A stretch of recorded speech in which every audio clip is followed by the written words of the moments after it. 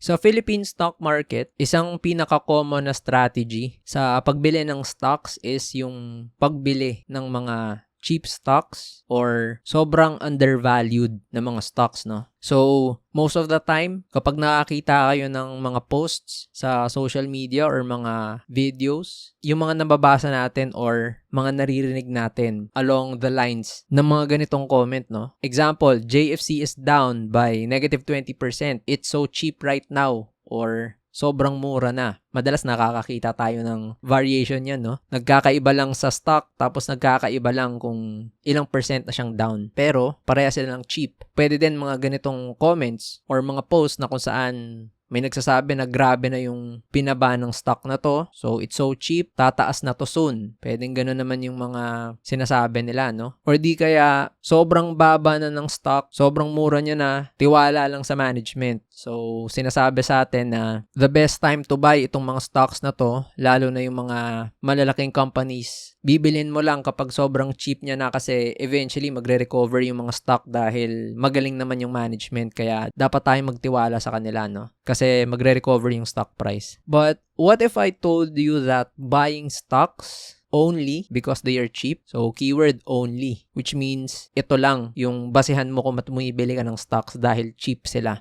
at wala ng ibang criteria. So what if I told you that itong strategy na to is an inferior investment strategy and it's actually making you leave money on the table, reducing your gains, and increasing your opportunity cost. And most of the time, it can lead to larger losses. So in this video, I'll be talking about why buying stocks just because they are cheap is wrong. So pag-uusapan ko sa video na to kung ba't sa tingin ko, if your only criteria for buying a stock is because cheap na siya, no? Pag-uusapan ko kung ba't mali yan. And if you really want to buy cheap stocks, kung para sa'yo non-negotiable yung criteria na yan, kung talagang ang gusto mong bilhin yung mga cheap na stocks, there's a better way on how you should buy these stocks, kung paano mo siya ma-execute ng tama. So that's why sa thumbnail ng video na to, nilagay ko dyan na stop buying cheap stocks unless you understand this. So pag-uusapan ko sa video na to kung ano yung importanteng bagay na yun before you start buying cheap stocks.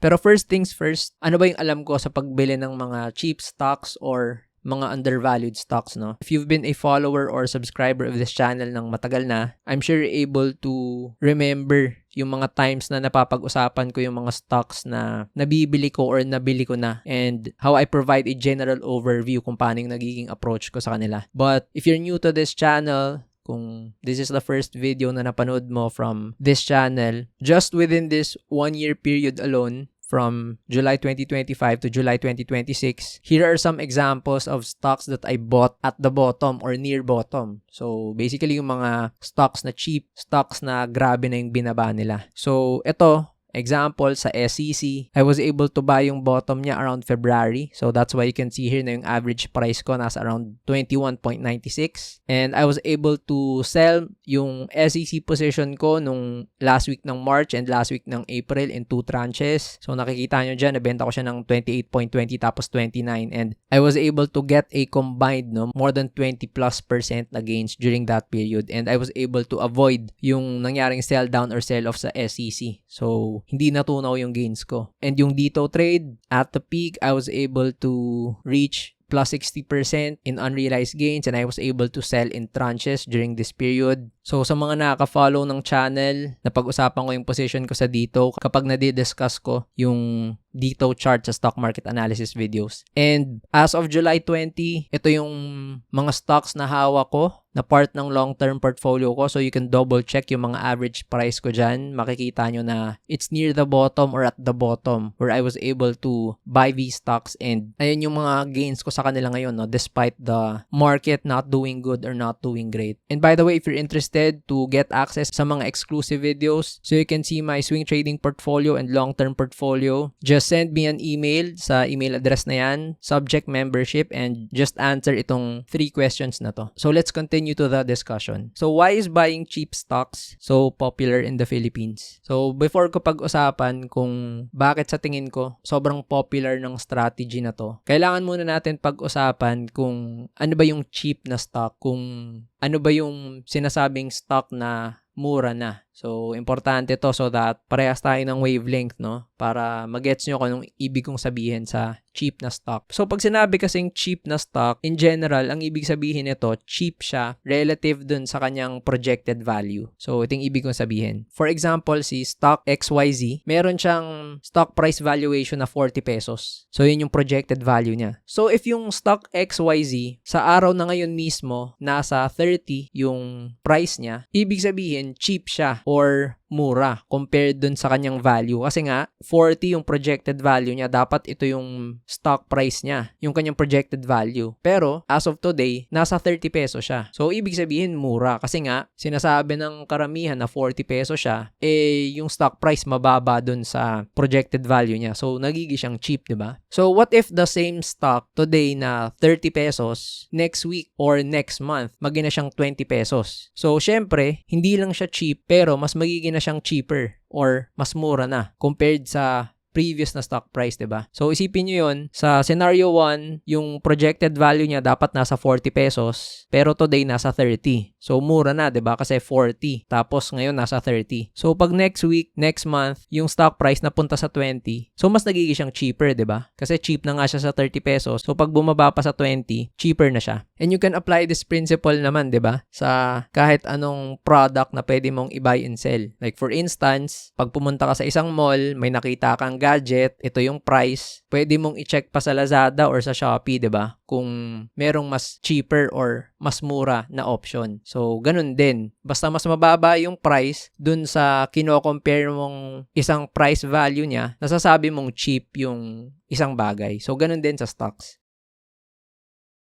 So, balik tayo dun sa unang question na kung saan, bakit ba sobrang popular nitong strategy na buying cheap stocks, no? Tapos, bakit ito lang yung nagiging strategy ng karamihan na wala na silang ibang kino-consider? So, para sa akin, merong two main reasons. So, the first reason kasi, yung projected value ng isang cheap stock compared to its current stock price provides a huge upside. And sobrang hirap niyang i-ignore, no? Lalo na kapag sobrang layo nung difference nilang dalawa. So, balik tayo dun sa scenario or example na binigay ko kanina. So, si stock XYZ, diba, pinag-usapan natin kanina yung projected value niya dapat nasa 40 pesos. So, kung ngayong araw, yung stock na yon is nasa 30, so ngayong araw nasa 30 siya, so mura siya compared dun sa 40. Ano yung magiging possible gains mo if bumili ka ng stock na 30 pesos ngayon, tapos pwede siyang pumunta ng projected value niya sa 40, let's say next month or after 3 months. So, ilan yung possible gains? So, syempre, nasa more than 30%. So, ang laki ng upside, diba? Ang laki ng potential na gains. Ito na yung sinasabi kong mahirap na siyang ma-ignore. So, sobrang attractive talaga nung strategy na buying cheap kasi mura mo nabili yung stock, kapag napuntahan niya na yung projected value niya or yung price na gusto mo, malaki yung upside. So, kagaya ulit ng scenario kanina, paano pag yung stock na to na may projected value na 40, yung price niya ngayon 30, tapos next week or next month naging 20 pesos. So, ilan na yung possible gains mo nun? If binili mo lang yung stock sa 20, tapos next month, napunta na siya sa 40 na price. So, syempre 100%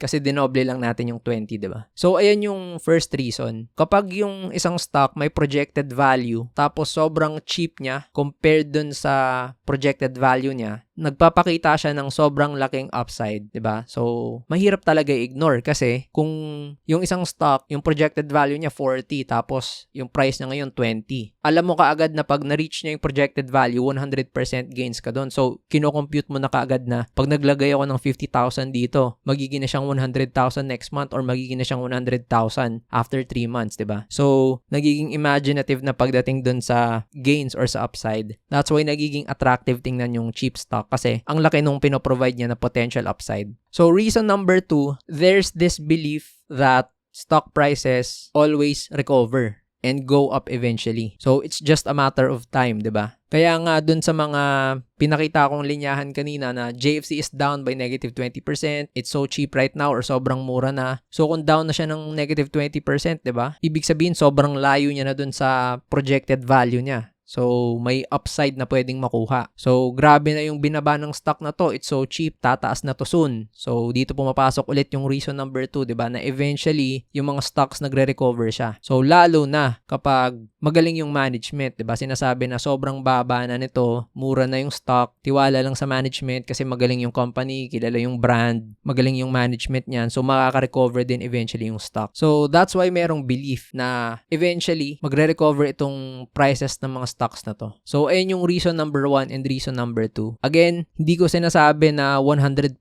totoo itong mga reasons na to. It's just that ito lang yung nagiging common reasons no for beginner stock market participants or newbie investors for deciding to buy cheap stocks. So, what's wrong with this strategy and why is it an inferior one? Kung sobrang ganda naman pala na ang laki ng upside kasi ang binibigay niya, no, more than 30%, 100%, tapos kung nagre-recover naman pala lahat ng mga stock prices eventually. So, bakit naging mali or inferior itong strategy na to? So, in order for you to understand kung bakit nasasabi kong inferior strategy, kung wala kang ibang parameters na ginagamit when you buy stocks, na ang nagiging basis mo lang is kapag cheap yung stock, enough na sa'yo, pwede mo nang bilhin. So, kailangan mo munang maintindihan kung bakit ba nagkakaroon ng drop in stock price. You need to understand bakit ba nahuhulog yung presyo ng mga stocks, no? Bakit ba from 30, bakit ba siya napupunta sa 25? From 25, bakit ba siya napupunta sa 20? Or di kaya bakit from 200 napupunta siya sa 150? After a few weeks, sa 150 napupunta na siya sa 140, 130, 120. Bakit bumababa yung mga stocks? So, sobrang daming reason kung bakit pwedeng bumaba ang isang stock. Pero in a nutshell, yung umbrella reason niya, no, yung umbrella term kung bakit, it all boils down to negative catalysts. So, yung negative catalysts, these include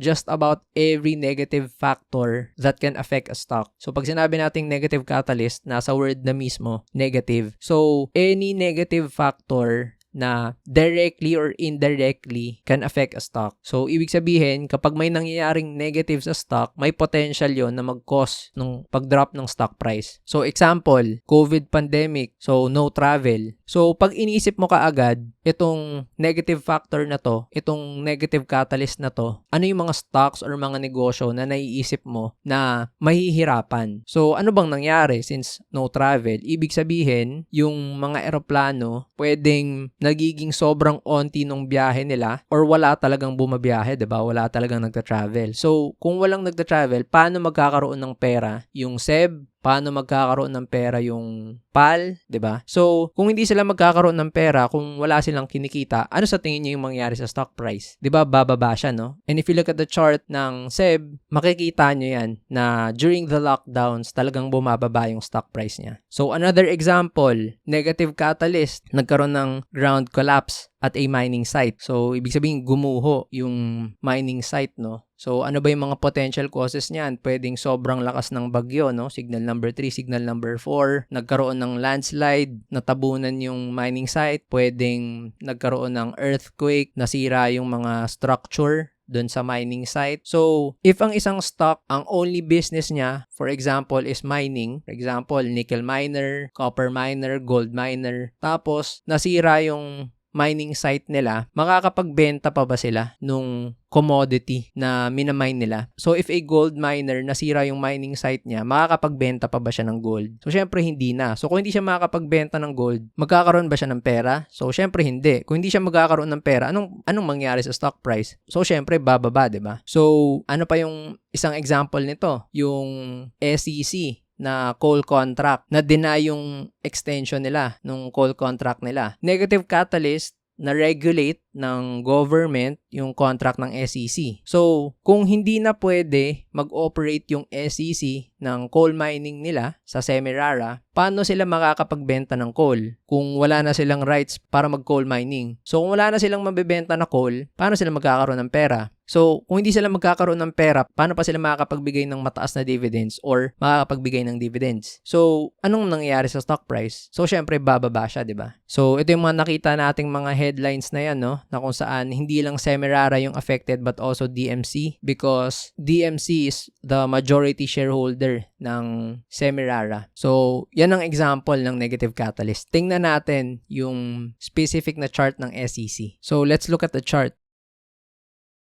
So, andito na tayo sa chart ng SEC and lalagyan ko lang dito ng blue vertical line yung sa Feb 16, no? Kasi before this period, so isipin nyo lang muna na andito tayo sa Feb 13. Itong lalagyan ko ng arrow. So, itong date na to, ito yung date na kung saan wala pang masyadong lumalabas na mga negative news regarding SEC. So, yung price ng stock nasa above ng 32 na price area, no, during this time. And nung time nga na to, tumataas na yung coal prices. So, gumaganda yung price action ng SEC. And then, ano yung nangyari during this time, yung Feb 16? So, from the prices of around 33.20, nag-close yung price ng more than 20% drop, even reaching a negative 36%, negative 35% drop. So, dito na na-announce na na-deny ng Department of Energy yung SEC na ma-extend yung contract nila. So, syempre, nag-drop yung prices. So, ano yung nangyari during this time? Dito na natin nakikita yung mga posts, no? Yung mga videos talking about this is the right time to buy SEC kasi sobrang cheap niya na, sobrang naging undervalued, kaya bumibili na yung iba. Matatandaan nyo, dito rin sinabi na magkakaroon ng bidding, di ba? So, a lot of people were advocating na bibili sila ng SEC, yung may mga ibang positions na kapag average down na yung iba, ang laki nung binili nilang position sa SEC. So, ano yung nangyari, no? Eventually, tumaas yung SEC. So, from the lows, it was able to increase by more than 30%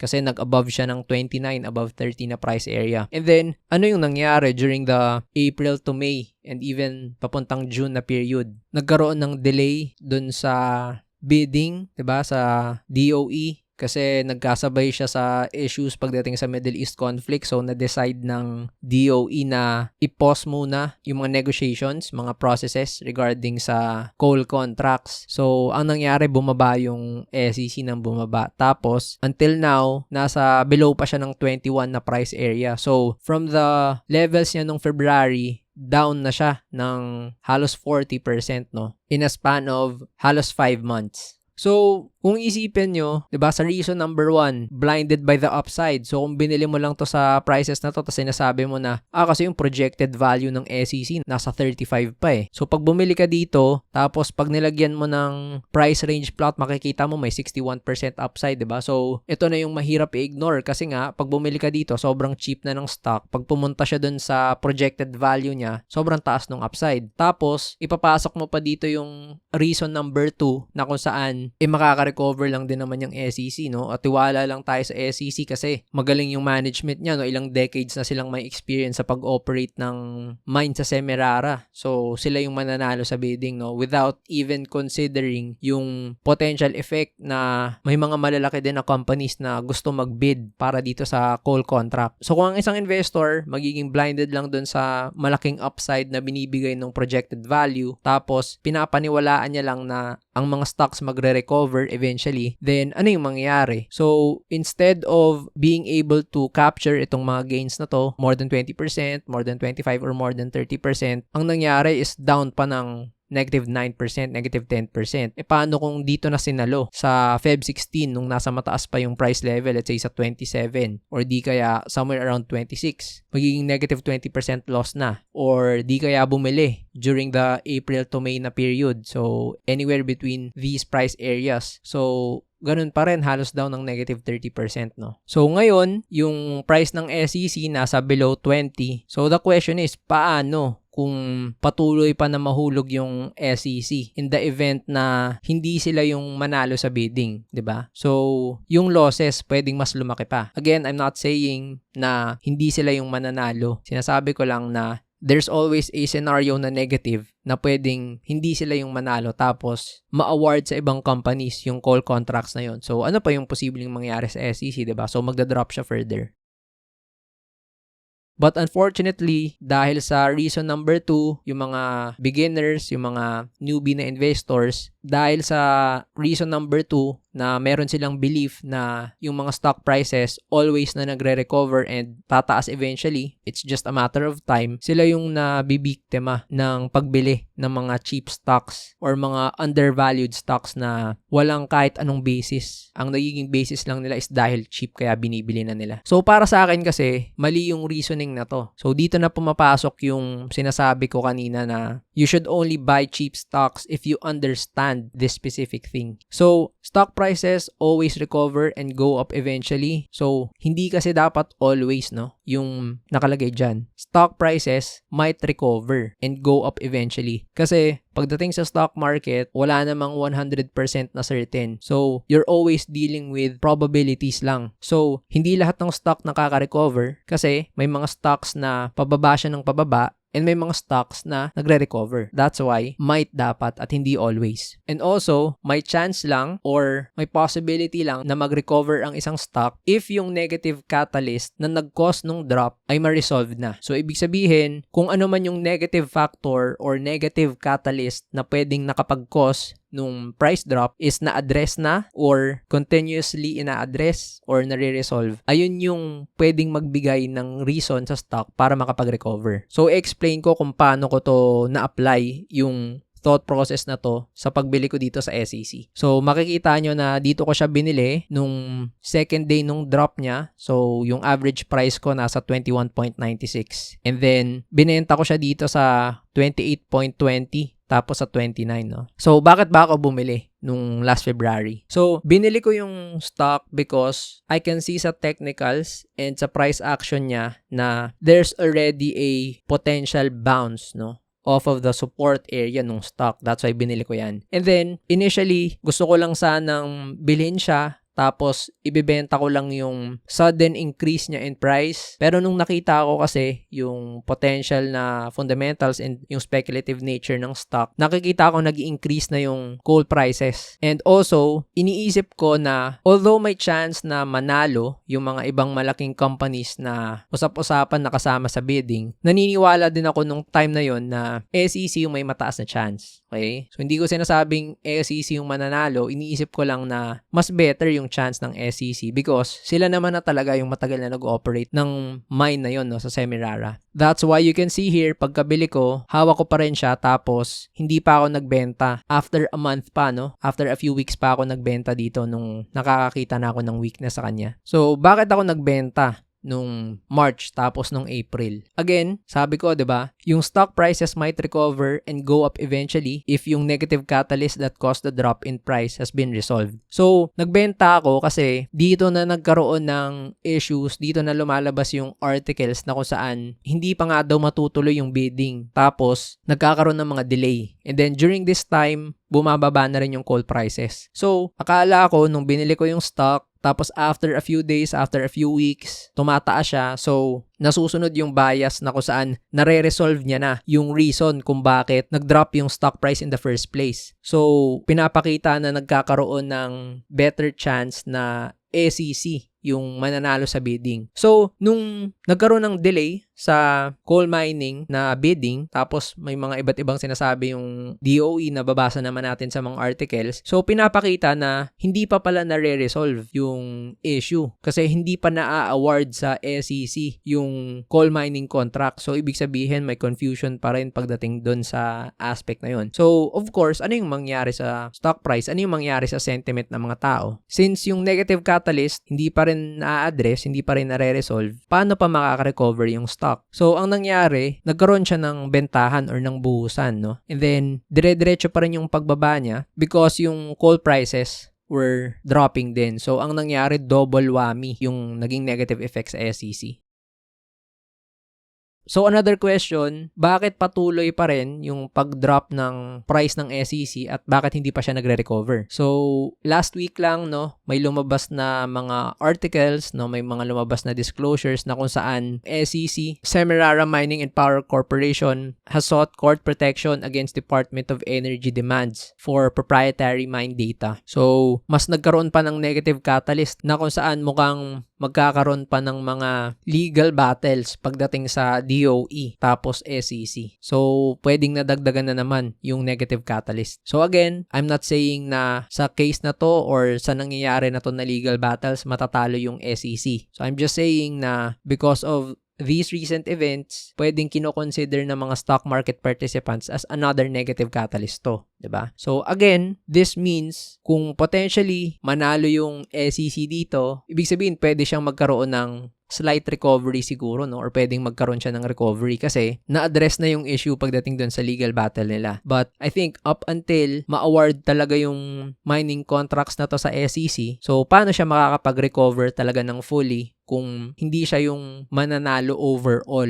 dun sa coal contracts, 'di ba? So another example nito is JFC. So puntahan natin yung chart. So andito na tayo sa chart ng JFC. And kung titingnan natin yung price levels ng JFC nung around December 2025. So bago magsimula yung taon, andito yung prices niya, no? Around 175 papuntang 185, 190. So around this level. So ano yung napapansin nyo from January 5 papuntang January 6? Nagkaroon ng increase yung Jollibee by more than 10%, no? So halos 14% yan. So ano yung nangyari dito? Magkakaroon sila ng US spin-off nung business nila. So, ibig sabihin, yung international business ng JFC, magkakaroon sila ng IPO sa US para doon. So, isi-separate na nila yung Philippines na business, tapos isi-separate na nila doon sa international. So, ang ganda nung naging move ng JFC, no? So, tuwang-tuwa yung mga traders or mga investors na bumili na ng JFC kasi kung titingnan natin yung prices niya from 2024, nag-drop na yung JFC ng halos negative 35%, no? So, kung makikita nyo, down na siya ng more than negative 30% from the peak. So, isipin nyo na lang, no? From these price levels, kapag bumalik yung JFC dito sa 280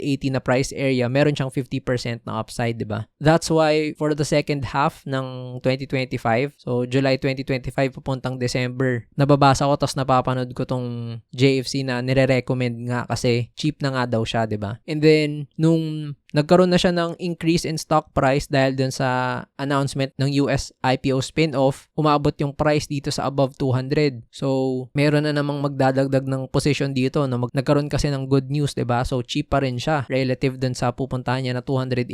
Kung bumili ka dito sa 200, tapos pumunta siya dito sa 280, may more than 30% upside pa, 'di ba? And then, eventually, ano yung nangyari? Nagkaroon ng Middle East conflict nung last week Feb papuntang first week March. So, nag-drop yung stock pa further ng halos negative 27%, no, more than negative 20%. So, syempre, mas magiging cheap na naman siya, 'di ba? Kasi at these price levels, kung pupunta siya doon sa 280 na price, nasa 70% yung upside. 'Di ba? So, bumabalik tayo doon sa reason number 1 na kung ano yung price niya ngayon relative doon sa projected value niya, or sa upside niya, mas nagiging attractive yung stock tapos mahirap siyang i-ignore. So, ang nangyayari, nagkakaroon pa ng average down, no? So, if let's say a stock market participant bought sa levels na to, sa 180 plus, tapos bumili sa 200, tapos bumili pa dito sa 160 na price level. So, pwede nating masabi na yung average price niya, no, depende sa amount. Pwedeng maging nasa more than 170, nasa more than 180, pwedeng nasa 190. And then, at these price levels, pag drinag natin dito sa presyo niya na to, down pa ng negative 30% kasi nagkaroon pa ng MSCI rebalancing, so nag-drop pa yung stock further, no? So dahil sobrang dami ng instances na bumili ng JFC sa mga levels na to just because of the reason na cheap na siya, wala na ngayong pang-average down dito sa price levels na to. So andito na yung average price niya, pwedeng negative 20%, pwedeng negative 30% drop na. So ano ba yung nangyaring missed opportunity or magandang factor for JFC during this period kung bakit ito na yung naging magandang chance para makapag-recover yung stock or makapag-reverse, no? So, kung makikita nyo, meron akong average price ng JFC around 131.98. So, as of July 20, meron akong 11% na gains.